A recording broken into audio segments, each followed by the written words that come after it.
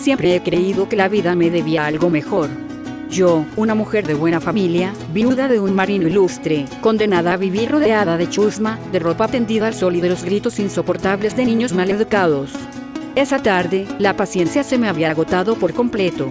Había bofeteado a don Ramón con más fuerza de la habitual, mis manos aún temblaban por la ira, y Kiko lloraba desconsolado porque el chavo le había roto su triciclo nuevo. Me retiré a mi departamento, cerré la puerta de un portazo y me apoyé contra la madera, respirando agitadamente. Quería escapar. Quería tener el poder de borrar a toda esa gentuza con un chasquido de mis dedos. Fue entonces cuando lo vi. No había tocado a la puerta. Simplemente estaba allí, de pie junto a mi mesa de centro, observando los retratos de mi difunto esposo. Era un hombre alto, extremadamente delgado, vestido con un traje azul marino que parecía fuera de esta época, demasiado rígido, demasiado perfecto. Sostenía un maletín de cuero negro en una mano. Su rostro era pálido, y sus ojos, de un azul gélido, carecían de cualquier tipo de calidez humana. «Oiga, ¿quién es usted y cómo entró a mi casa? Voy a llamar a la policía ahora mismo si no sale por donde vino». Señora. O debería decir, viuda. Las puertas son sugerencias. Meros formalismos para aquellos que no entienden la estructura de las cosas. He estado observándola. Su frustración es palpable. Su potencial, desperdiciado en este patio de concreto. «No sé de qué me está hablando. Salga de mi casa. Kiko, ven aquí con tu madre». Su hijo no la escuchará. El tiempo, en este preciso instante, ha dejado de fluir. He venido a ofrecerle una herramienta. Una compensación, podríamos llamarla. Usted desea orden. Desea que la escoria que la rodea se incline. Yo puedo otorgarle los medios para reescribir su entorno. ¿Qué es usted? ¿Un vendedor de aspiradoras, un loco que se escapó del manicomio? El hombre no sonrió, pero los músculos de su rostro se tensaron en un gesto que intentaba ser una sonrisa. Abrió su maletín lentamente. Dentro no había papeles ni mercancía, solo un brillo verde esmeralda, antinatural y pulsante. Metió su mano enguantada y extrajo un pequeño prendedor para el cabello, forjado en un metal oscuro con una piedra brillante en el centro. Tómelo. Es un catalizador. Un obsequio de mis jefes. Póngaselo, y descubrirá que la voluntad es más fuerte que la física. Úselo como le plazca, señora. El mundo es, a partir de hoy, su lienzo. ¿Y qué me va a cobrar? Porque en este mundo nada es gratis, y menos si viene de un extraño trajeado que se mete a las casas ajenas. El precio se cobra solo. La energía no se crea, señora.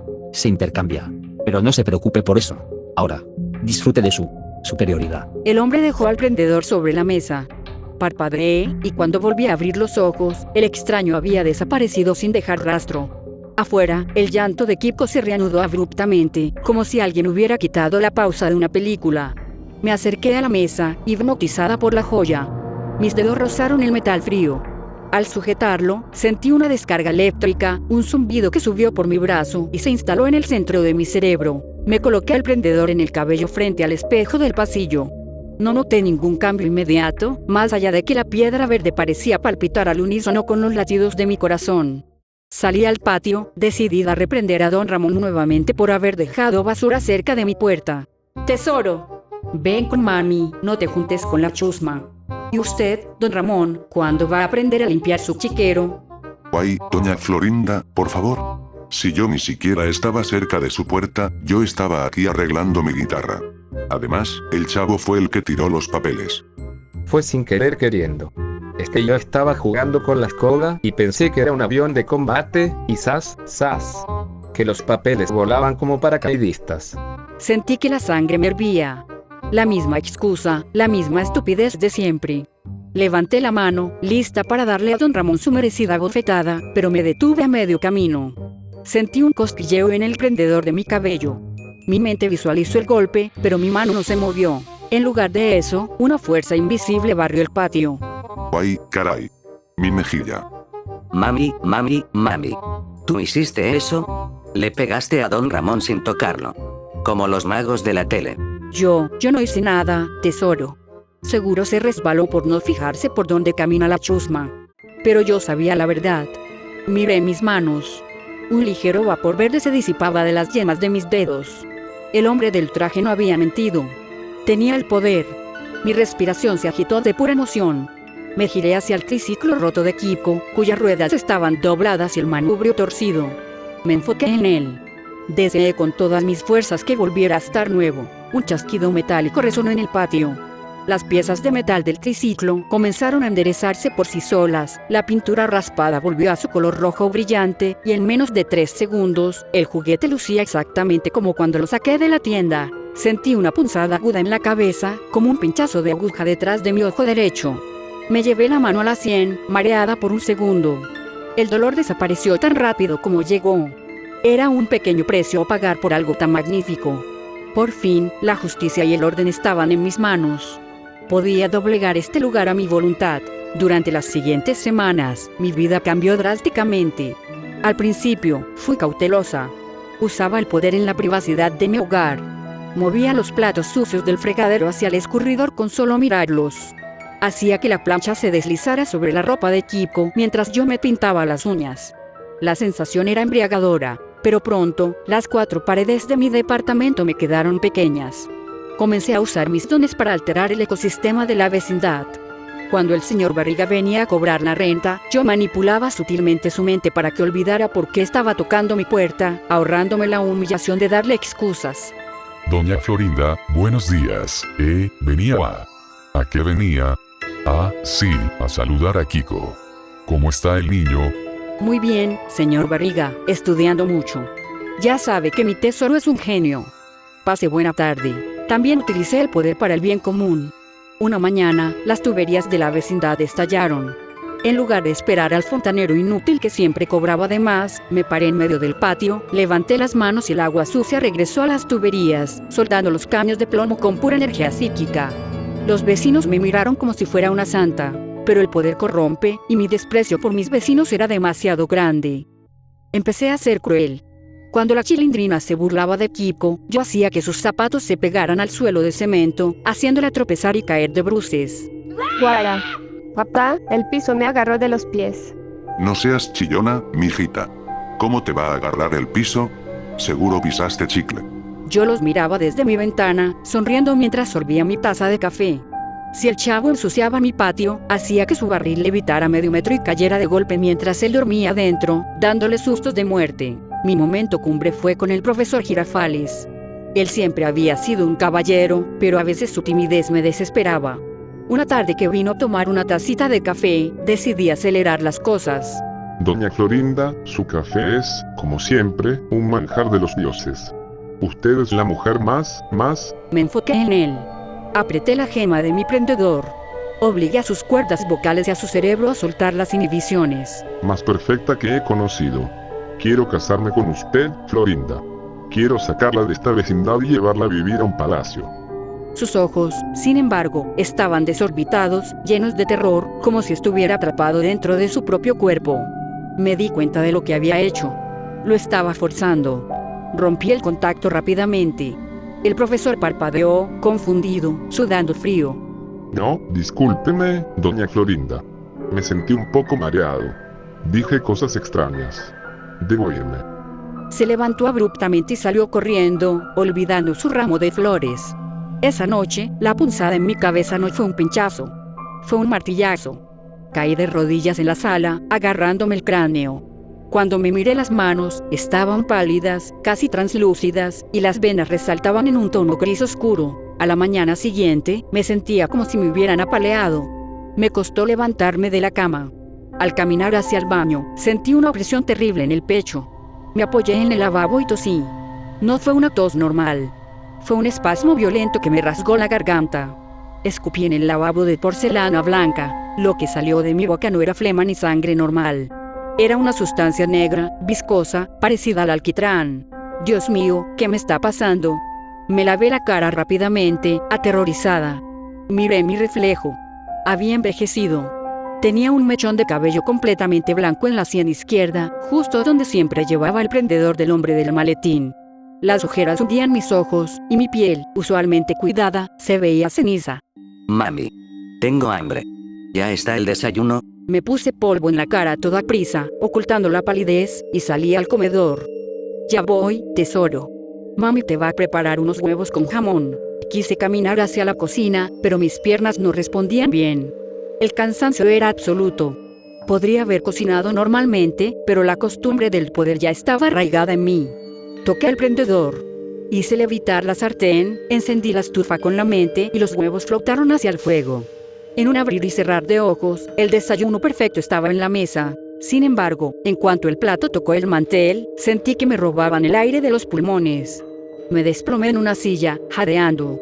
Mami, ¿estás bien? Te ves muy cansada. ¿Te pegó la chusma? No, mi niño, no digas tonterías. Es solo un resfriado. Come tu desayuno. Sabía que no era un resfriado.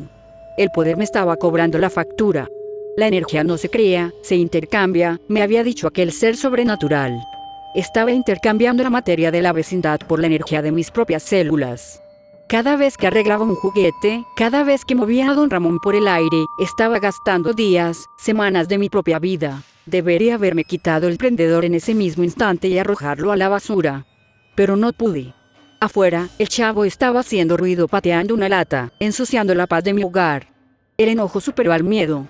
Usé la telequinesis para aplastar la lata contra la pared, haciéndola polvo metálico. El chavo gritó asustado. Yo tosí otro poco de alquitrán en mi pañuelo. Estaba atrapada. A pesar del deterioro de mi cuerpo, mi ambición creció. Me volví adicta al control absoluto. Si iba a morir o si iba a estar enferma, al menos me aseguraría de que mi entorno fuera irreprochable. En cuestión de un mes, la vecindad del Chavo del 8 se convirtió en una dictadura silenciosa bajo mi mando. Ya no permitía que los niños jugaran a los encantados ni a la roña. Si hacían ruido, yo lanzaba una onda mental que los paralizaba en su lugar. Kiko, no me puedo mover. Siento que tengo pegamento en los zapatos y en las rodillas. Yo tampoco, Chavo. ¡Ayuda! Mami, el diablo nos está agarrando. Yo salía de mi departamento, impecablemente vestida, aunque con capas y capas de maquillaje para ocultar mis venas negras, y los liberaba solo cuando prometían sentarse a leer o estudiar en total silencio. Don Ramón estaba aterrorizado. Ya no intentaba evadir la renta. Trabajaba día y noche en cualquier oficio porque, si no lo hacía, yo le provocaba alucinaciones horribles mientras dormía. Le hacía ver a la bruja del 71 como un monstruo devorador de hombres. Se lo juro, señor Barriga. Doña Florinda es una bruja de verdad. Ayer me levantó en el aire y me obligó a pintar toda la fachada sin escalera. Don Ramón, por favor, deje de inventar excusas para sus deudas. Doña Florinda es una dama respetable. El señor Barriga no veía la verdad porque yo manipulaba su mente cada vez que entraba al patio. Hice que doña Clotilde se mudara. La ahuyenté haciendo que sus propios muebles la atacaran. Yo era la reina indiscutible del patio. El profesor Girafales dejó de venir. Supongo que su subconsciente rechazaba el aura antinatural que ahora desprendía mi ser. La perfección reinaba en la vecindad. Ni una hoja sucia en el piso, ni una gota de agua fuera del lavadero, ni un solo grito. Todo estaba ordenado, estéril, muerto. Exactamente como mi propio cuerpo, que se descomponía en silencio bajo mis vestidos florales. El colapso llegó una tarde de noviembre. Estaba tejiendo en mi sillón, observando a Kiko hacer su tarea de matemáticas de forma mecánica. Yo misma estaba usando una pequeña fracción de mi poder para guiar su mano, asegurándome de que sus números fueran redondos y perfectos. De repente, una punzada de dolor atravesó mi pecho. Fue como si me hubieran clavado un cuchillo al rojo vivo en los pulmones. Solté las agujas de tejer y caí al suelo, retorciéndome. Mami, ¿qué te pasa? Traté de hablar, de decirle que no se acercara, pero al abrir la boca, un torrente de sangre negra brotó, manchando la alfombra persa que tanto amaba. El dolor era insoportable. Sentí que mis huesos se astillaban por dentro. Tesoro, llama al doctor. Mi voz era un susurro gutural, como el crujido de ramas secas. Kiko, llorando aterrorizado, salió corriendo del departamento, gritando por ayuda. Me arrastré hasta el espejo de cuerpo entero de mi habitación. Me horrorizó lo que vi. Mi piel estaba cubierta de una red de venas negras que palpitaban violentamente. Mis ojos, usualmente altivos y llenos de orgullo, estaban inyectados de un color amarillento y enfermizo. El prendedor verde en mi cabello brillaba con más intensidad que nunca, como un parásito saciado. Intenté quitármelo. Levanté la mano temblorosa, pero mis dedos no pudieron arrancarlo. La joya parecía haberse fusionado con mi cuero cabelludo, echando raíces metálicas dentro de mi cráneo. Don Ramón y el señor Barriga entraron corriendo a mi casa, guiados por Kiko. Doña Florinda. Válgame Dios, parece un cadáver. Señor Barriga, ayúdeme a levantarla. Llamen a una ambulancia, rápido. Se está asfixiando. El hombre al que tanto había torturado, al que había humillado con mis poderes divinos, ahora estaba manchándose la camisa con mi sangre negra para intentar salvarme. Sentí asco de mí misma. Todo este tiempo creyendo que yo era superior, y al final, mi vanidad y mi odio me habían convertido en el verdadero monstruo de la vecindad. Me negué a ir al hospital. Sabía que los médicos no encontrarían nada humano en mi enfermedad. Los obligué a salir usando un último pulso telepático que los empujó suavemente hacia la puerta, cerrándola con seguro. Me quedé sola en la cama, esperando la muerte. La habitación se sumió en una oscuridad prematura. Las lámparas parpadearon y se apagaron. El aire se volvió helado y el tiempo volvió a detenerse. Supe, incluso antes de abrir los ojos, quién había venido. El hombre del maletín estaba de pie a los pies de mi cama. Su expresión era tan neutra y vacía como el día en que nos conocimos. Su declive ha sido fascinante de observar, señora. La mayoría de los sujetos tardan años en consumir su propia vitalidad. Usted lo ha logrado en meses. Una muestra de pura, concentrada soberbia. Tú me envenenaste. Me diste esta maldición. Quítamelo. Quítame esta cosa de la cabeza. No puedo hacer tal cosa. El contrato se selló en el momento en que su voluntad alteró la primera partícula de este universo. Le advertí que el precio se cobraba solo. El prendedor no es una herramienta mágica, doña Florinda. Es un convertidor biométrico. Toma la energía cinética de su propio reloj celular y la proyecta hacia el exterior. Para crear el paraíso estéril que usted exigía allá afuera, tuvo que incinerar el jardín de su propio interior. Tosí débilmente, manchando las sábanas de ébano líquido. Me voy a morir. Inminentemente. Le quedan pocas horas. Su sistema inmunológico está destruido, sus órganos se están licuando. Sin embargo, puede elegir cómo pasar estos últimos momentos. Si deja de alterar la realidad ahora, podría ganar un día o dos, tal vez lo suficiente para despedirse de su tesoro. Pero si usa el poder una vez más a gran escala, la consumirá por completo en un instante. Se ajustó la corbata azul, tomó su maletín y dio un paso hacia las sombras de la habitación. Ha sido un experimento revelador. Adiós, viuda. El hombre desapareció y la habitación volvió a la temperatura normal. El tic-tac del reloj de pared se reanudó. Estaba sentenciada. Lloré en silencio, sabiendo que dejaría a Kiko solo en el mundo, a merced de la misma vecindad que yo había intentado doblegar. El terror a la muerte inminente me hizo reflexionar. Durante toda mi vida en esta vecindad, había gastado mis energías odiando. Ahora que mi energía era, literalmente, mi vida, comprendí lo estúpido que había sido todo. Decidí que no usaría el prendedor nunca más.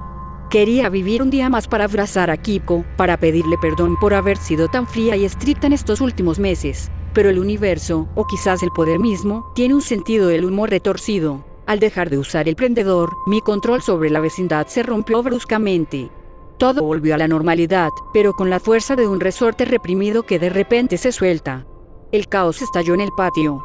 Los niños volvieron a gritar, a correr sin control. Estaba recostada, escuchando la algarabía, cuando un sonido ensordecedor me hizo saltar de la cama.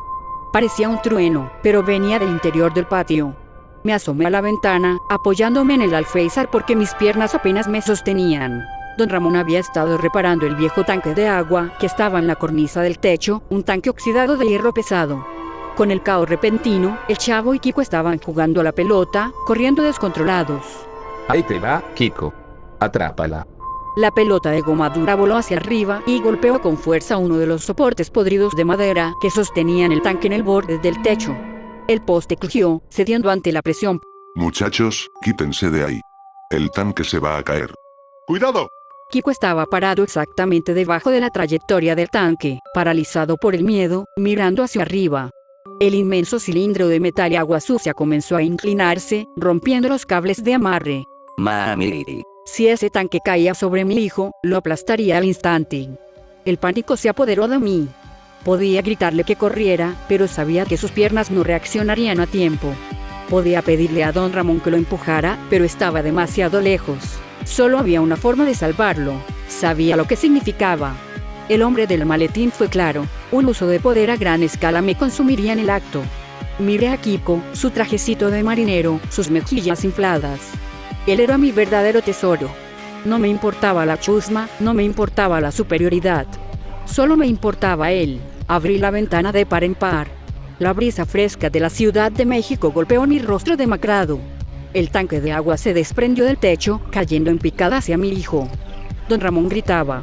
El Chavo se tapaba los ojos. No dudé. Cerré los ojos, me arranqué toda restricción mental y canalicé absolutamente toda la energía de mis células hacia la gema verde de mi cabeza. Sentí que el universo entero se ralentizaba. El dolor fue indescriptible.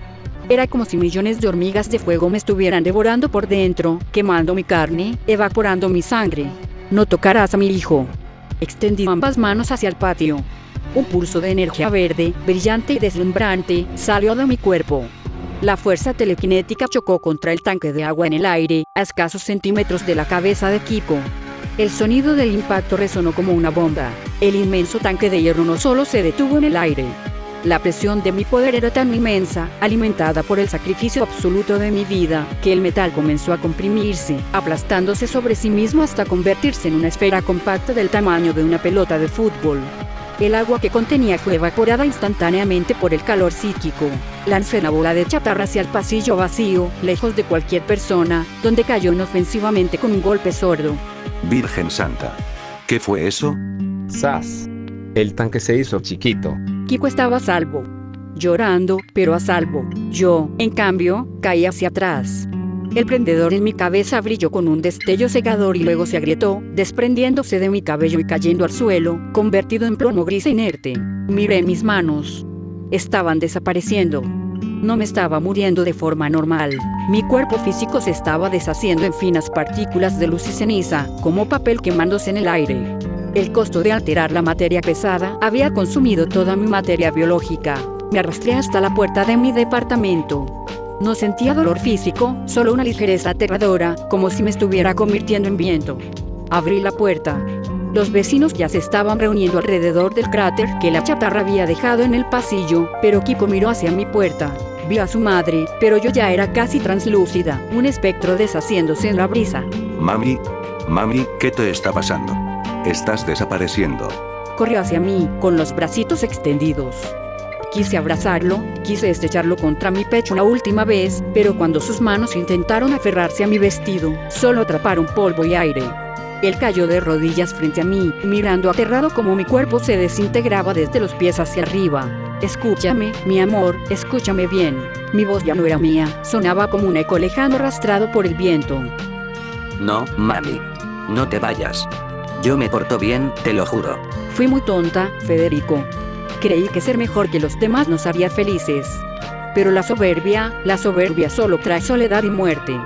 No desprecies a la gente de aquí. No seas como yo. Sé bueno, mi niño. Sé un buen hombre. Don Ramón llegó corriendo, quedándose helado al ver mi condición sobrenatural. Me miró a los ojos, y por primera vez en toda mi vida, no vi miedo ni resentimiento en él. Vi pura y genuina tristeza. Don Ramón. Dígame, doña Florinda. Cuide a mi tesoro. Se lo suplico. Usted sabe lo que es amar a un hijo. Cuídelo de este mundo. Y perdóneme. Perdóneme por tantas bofetadas. Por tanta humillación. No hay nada que perdonar, doña Florinda. Váyase en paz. Yo le echo el ojo al muchacho. Se lo prometo por mi madre. Sonreí. Una sonrisa sincera, sin arrogancia, sin orgullo. Solo la sonrisa de una madre que sabe que su hijo estará protegido. La oscuridad comenzó a nublar mi visión. El viento sopló más fuerte en el patio de la vecindad. Cerré los ojos. La última partícula de mi ser se disolvió en el aire, llevándose consigo mis errores, mi ira y mis poderes maléficos. Lo último que escuché fue el llanto desconsolado de mi hijo, consolado por los torpes, pero cálidos brazos de la chusma a la que tanto había despreciado. Y así, la viuda dejó de existir, convirtiéndose en nada más que polvo, flotando eternamente en el patio de la vecindad.